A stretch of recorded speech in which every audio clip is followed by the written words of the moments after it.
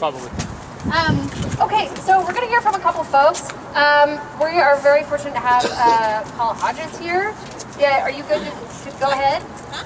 Are you good? Yeah, I'm good. All right. To go whenever you are. You know, Just pass it around. Michelle, introduce yourself. This is Paula Hodges from Rhode Island Planned Parenthood, and she's going to talk, I think, a little bit about what's been going on in Rhode Island and what Planned Parenthood has been trying to do to push back these laws that they're trying to pass to restrict abortion access in our own state. So, give it up for Paula Hodges. Lindsay, she's a rock star. I love this woman. So I've got my hands full. Actually, can I just... The authorities are after us. Sorry. The abortion case. Can I just yell? Yes. Did you hear her? Yeah. I was going to pass out these fans because you guys are on fire. And, you know, you just need to be cooled off in this heat. And let me tell you, we were at the State House all the way up until midnight on the last day of session on July 3rd, watching, defending. These guys were really causing a stir this year in legislative session. But before I go there, so we use these fans throughout session to keep cool, because it was literally 115 degrees in the State House. So, okay, all right, I'll hold it. And then we have petitions. So folks are willing to sign a petition in support of Planned Parenthood, circulate them. So, all right. So, yeah. So, my name is Paula Hodges. I'm the Public Policy and Advocacy Director for Planned Parenthood here in Rhode Island. I moved here about 20 months ago from Missouri, which you all know is notorious for Mr. Todd Akin's comments during the last election.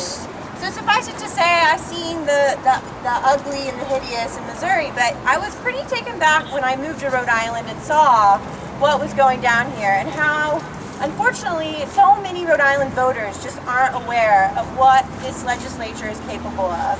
So, you know, we've been spending the last couple of years doing an education campaign and trying to build our presence here. And let me tell you, it is a beautiful thing to see you here at the State House. We need you. We need you in the State House. We need you talking to legislators and voting and talking to your friends. Rhode Island, in case you didn't already know, is an outlier in New England. We have some of the strictest laws on the books in New England. We're ranked a D+ by NARAL Pro-Choice America, and we're considered a hostile state by Guttmacher. Most of the damage that was done in our state laws was done in the 1980s and 90s, and there those laws remained. For the last 15 years, this legislature has been in a standoff and hasn't voted on any anti-choice legislation, but year after year they propose over a dozen bills that would restrict access to women's reproductive services. As a state, we spend less than $300,000 a year on reproductive health care services. So we were advocating for a family planning program to prevent unplanned pregnancies among low-income women, access to birth control, well-woman exams, STI testing and treatment. Rhode Island also has one of the highest chlamydia rates in the region as well.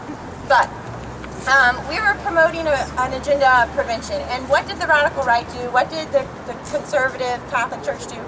They threw a bunch of restrictions onto the table. And the one that rose to the top was a Choose Life license plate bill that would have originally funded the Knights of Columbus. Mind you, this is a male-only fraternal organization that wanted to impact the outcomes of women's health. We say boo! Boo!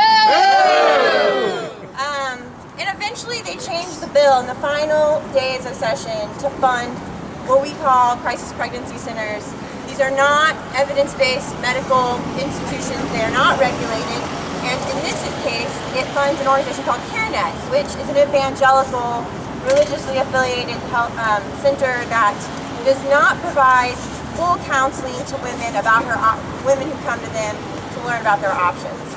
And they very much espouse religious views, not scientific, medically based information. So that's really, really problematic.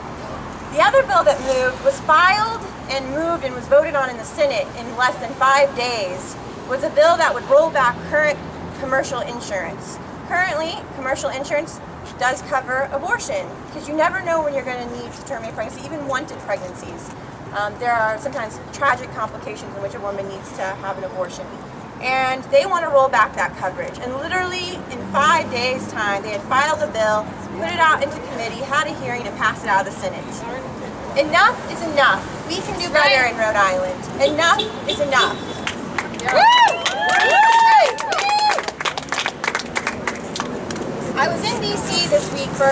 Fans, and I got to talk to our congressmen, David Cicilline and Jim Langevin, and we should be grateful that in Rhode Island, our congressional delegation is pro-woman, is pro-choice.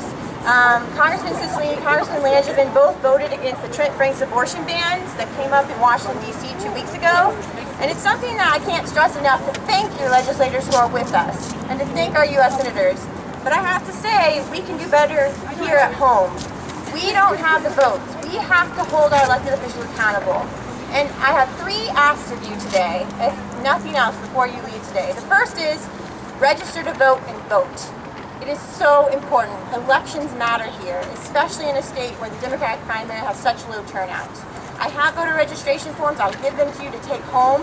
The next national election isn't for another year, but mark your calendars. September 9th is the Democratic primary, and it is important to vote in that primary. Woo!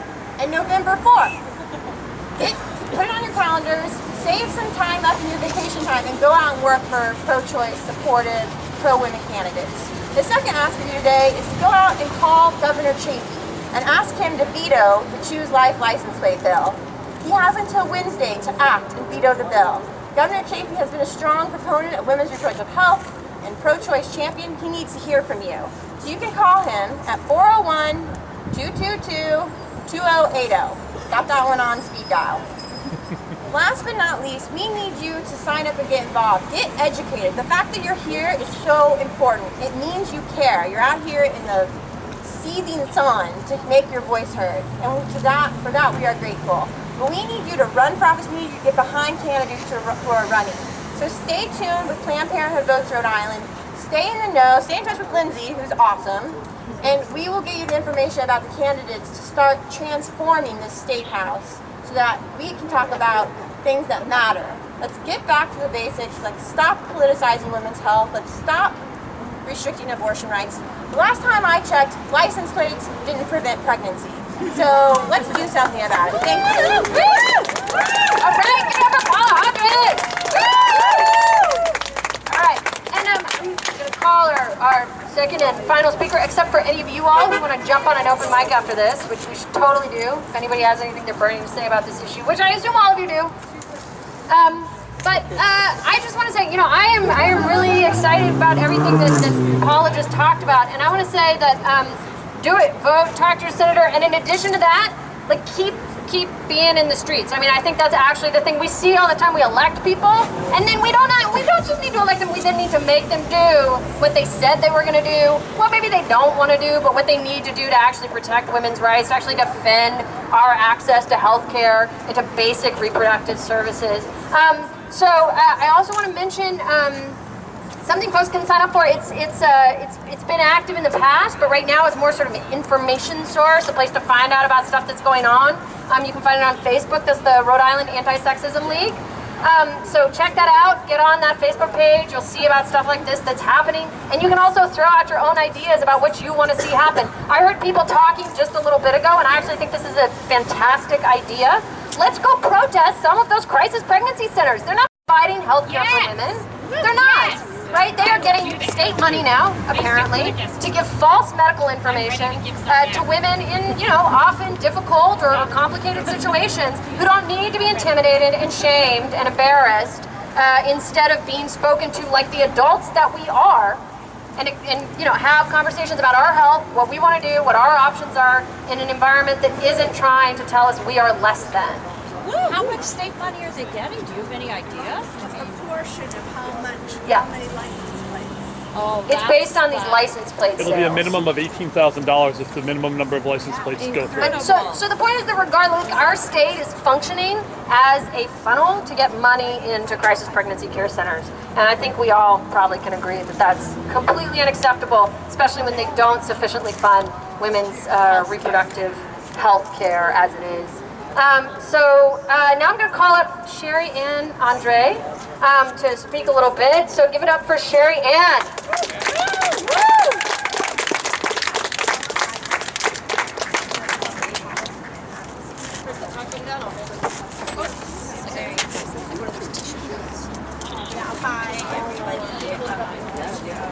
My name is Sherry, and she said, Wait, I can't hear you, sorry. hold your, Hold it Hold it out. talk right into it. Hold it out. You have all so many different directions. As close to your mouth as you can. Alright. So I am supposing I was asked to speak because I usually deal with indigenous women and immigrant women who have been survivors of domestic violence and sexual trauma. I currently work for right now, but doing the same kind of work. And I had like this speech, figured out, but I think I really just want to say what I think is most important is, like Lindsay was saying about the clinics and the new regulations and how that's going to affect the women of Texas. This isn't something that isn't happening already in other states in America. I worked for a while in South Dakota with Native American women where they were not able to receive abortion services because they would have to travel over 3 or 4 hours to the closest clinic. And in some situations, they just would not be able to afford to miss a day of work. And that's just ridiculous. Never mind getting transportation or child care. And I can just foresee that happening in Texas as well. And if any other states feel that that is something that they can pick up on as well. I also want to say that, it's really great that we are here, supporting the women and other I don't really want to say that either. Abortion rights activists in Texas. It's very great that we're doing that. But I also want to say that not only is access to abortion important, but if women don't have access to clean water and clean air and safe environments, then there really isn't a reason for us to have safe abortion because we're not maintaining healthy lives. That's pretty much the main points that I really wanted to make. I think that what everybody else has to say is going to be really important, and I want to make sure that we're able to do that. Woo! Awesome. That is, I think that's such a clear point, and I think it's exactly right that we have to be clear about, at least for me, I don't know about you guys, abortion is not only healthcare is a right. Right? This doesn't end with wanting abortion care and abortion access for women. It actually has to do with wanting full comprehensive health care for every single person. And making sure that happens, because it's completely unacceptable that currently, not only is your access to an abortion determined by whether you have health insurance, whether you have enough income to cover it if you don't have health insurance, every aspect of healthcare in this country is determined by that. And that's appalling and unacceptable. And I think that's, this issue ties into that, right? We're here because we believe in healthcare. We believe that it's a right. And we believe that abortion is part of that and every woman's right to choose. So yeah, open mic time. Does anybody have anything they want to say? It can be so short. It can be just one sentence. It can be whatever you want. Go for it. Just hold that talk button down. I'm pretty young. I'm 16 years old. I came here with my grandmother. She's over there. Woo! And to be honest, I personally would like to think that I would have a child, but I am one person in 7 billion, and it's not my choice for everyone. And if something were to happen, I think as an American citizen, I should have those rights, and those options should be available to me. Thank you. Give it up for Maja. Woo! All right. Pat, come up here. Oh, just the talk button on the side. One of the things I think that was very important was said today here. is to hold people, Here. hold people who are elected to being accountable. And there is a dreadful irony in people who believe that life begins at conception but ends at birth because they support nothing for education, nothing for children's programs, nutritional. If they really believe that human life is sacred and should never be terminated, then they should be supporting all the programs that help people maintain a quality of life, and they don't. So we should need to be double mindful. If they are pro-life, they better be pro-life all the way. Pro-child. Woo! Woo!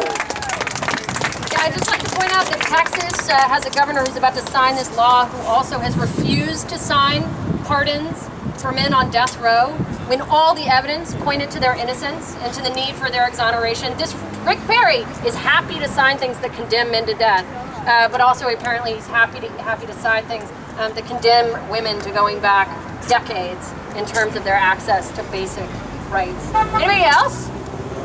Mary. This is Mary. Give it up for Mary. So in 2005, there was an article in the Providence Journal that highlighted a guy named Joe who stands outside the abortion clinic on Broad Street every week without fail. He's out there. And some of us saw that article and we thought, this is disgusting that someone can stand on ground that should be safe for women and harass them as they walk in and out of a clinic. And he writes down their license plate numbers and all kinds of stuff, which the cops tell me is illegal.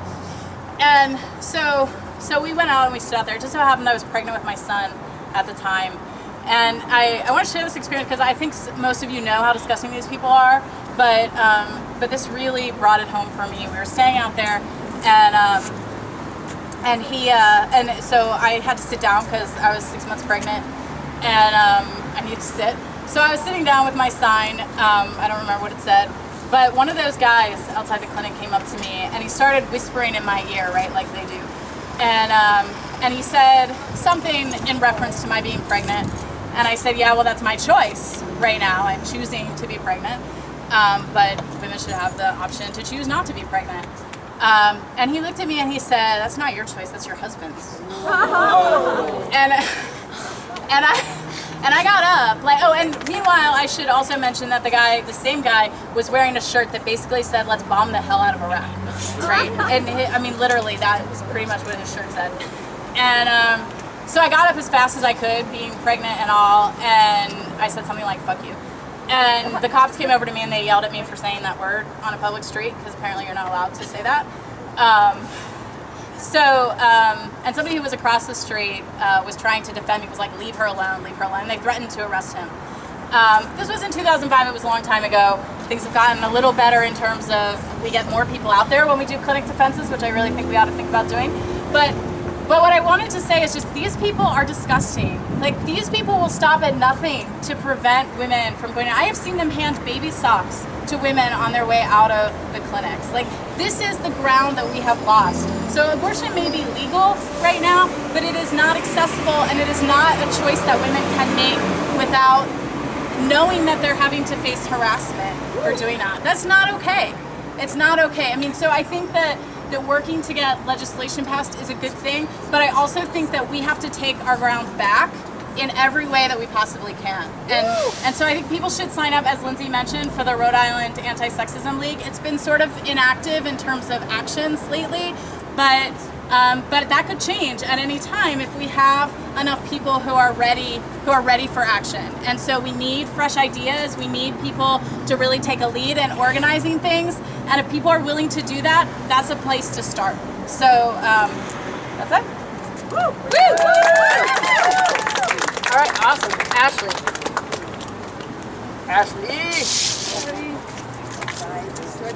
Wait, hold the talk button.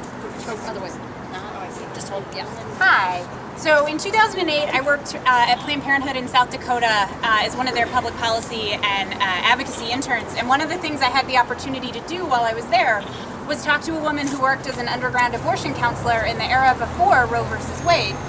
And that experience was emotional and profound, I think, for both of us. And one of the things that she talked about was, at the time she was in Minneapolis, you know, it's a pretty lefty, like even in the 70s and 60s, it was a pretty like hip lefty town, right? And she told me stories about women calling her bleeding in phone booths and saying, where do I go? How do I find some help? Do you know a doctor who's sympathetic and who will help me at this moment? And she also told me about going to back alley abortionists and the experience of like having busts where their organization would find out who was either taking women's money and not performing this or performing it unsafely, who didn't have any medical training. And she said that was the most frightening thing for her, was seeing that women in America in the late 60s and 70s were getting health care in like a bartender's kitchen.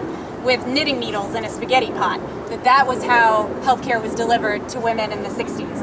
And so we talked for a long time, and one of the things I did was compile an oral history for her. And after we ended, we got up and we chatted a little bit, and she said to me, "I'm so sorry that you're still fighting for this. Thank you so much." And I didn't know how to say, no. Like, I just go out and go to a rally. Like, I'm not risking arrest. I'm not risking the kinds of things that you were risking. Really, thank you. And she was so horrified that in 1972, they thought they had made so much progress. And in fact, that's all slipping away. So I was committed before, but after I talked to Michelle, that really drove home the issues that were at stake. So I share her story with you in hopes that it'll do the same. Awesome. Thank you. All right. Any other takers? Yeah, please.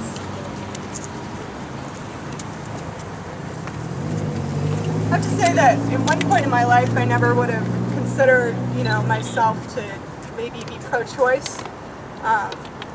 But I realized that it's not just about abortion. It's never just about abortion. It's about access to contraceptives, and it's about the access of women to get mental health care, to get care for their children, after they're born. And what the right wing wants to do is strip everything away from women. They really want to take it all. But I wanted to say, as a person of faith, that these people that are speaking out, in the name of God against abortion, should be told that Jesus never shamed women. Yeah, that's right. That's right. Woo! All right. Yeah. All right, I told a little bit of my story. People kind of heard it. This is a very personal thing for me. I was at that clinic, and I had my father with me because he's a great dad. And as we were walking in, and this clinic helped me. They literally helped me because I'm on SSI. I got a discount. They were amazing with me. But as I was walking in, they can't stop these people. And the fact that as you're walking in trying to take care of yourself and your health, they don't know what your problems are. They have no idea. They just want to shame you and make you feel horrible. My personal feeling is this isn't just about abortion. This is about women's rights, period. This is about rights. Our rights as humans, as Americans, as people on this planet, are being stripped away completely. Not just women, but this is one thing I believe. Women are really strong. I can't believe we don't have 5 hands, because evolutionary we should, because we have to do so much. But I truly believe that they can't beat us, and they won't beat us. We're gonna stand up and we'll fight until we don't have to anymore. So thank you guys for coming. And everyone, remember, honestly, it's not something that you can't preach to your friends about. This is something that we need people to be educated about. People don't know what's going on. So talk to your neighbors, talk to your friends, educate them about what's going on in this world. Before they know it, we're not going to have any rights. Thank you. Yeah, I think that's a really good point. The whole idea of pro-choice, right? I think to be pro-choice means to be pro a real choice, right? For some women, having a kid isn't a choice because they don't have the income. They'd like to have one, but it's just not feasible, right? Under the current circumstances. So I think by being pro-choice, we mean women who want to have kids. We want a society that supports that and supports them and makes that possible and provides health care for their children. And we want a society that is pro-choice for women who don't want to have a kid. But, I think being pro-choice means being pro-choice in every sense of the word. We want women to be free to choose what is right for them and what they want. I want to wrap up with one quick thing, but I also want to make sure, does anybody else want to get on the bullhorn? Woo! I want to say 2 quick things. One is that I kind of think that anybody who wants to make sure they hook up, I know the Planned Parenthood petition sign up went around, so hopefully everybody got that. If not, I assume you can come over and talk to Paula. Anybody who's interested in being on making sure they're sort of plugged in with the Rhode Island Anti-Sexism League, maybe if folks want to sort of, Mary maybe could be the point person on that, just making sure if you want to be on the listserv, we can put you on the listserv. If you want to have a conversation right now about what maybe we should try and do in the next few weeks, we can do that. The other thing I wanted to mention, because they're floating around, if anybody wants one, I think we still have some copies, is there's been really good coverage of what's been going on from some of the folks who are down in Texas writing for the socialistworker.org newspaper. There's a really good article here. And tomorrow or the next day, there should be a roundup on the Socialist Worker website of all the protests that happened today. You know, some of the sort of more mainstream news sources will mention that protests happened, and we'll hear about it, and that's a good thing. But if you want a sense of like really where did even like 3 people in the middle of nowhere decide to come out and hold up their signs and take a stand for abortion rights? Because we need to know that people are doing this everywhere, right? We need to hear about everyone everywhere who is with us, who we are in solidarity with, who we are fighting this struggle with. So check out I think Chris has some of those articles if you're interested. It's a pretty good article. It goes through the Texas stuff in detail. So yeah, any final words from anybody? What was Senator Chafee's number again? What? I think, oh, is it on the fan? No. Oh. 222 222 2080. 2080.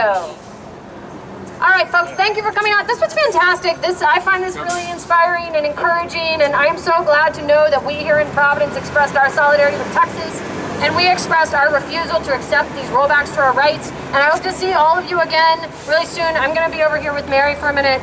Maybe we can, talk about what's next. So thanks for coming out, and give yourselves a huge hand. Abortion rights under attack. What do we do? Stand up, fight back. Abortion rights are under attack. What do we do? Stand up.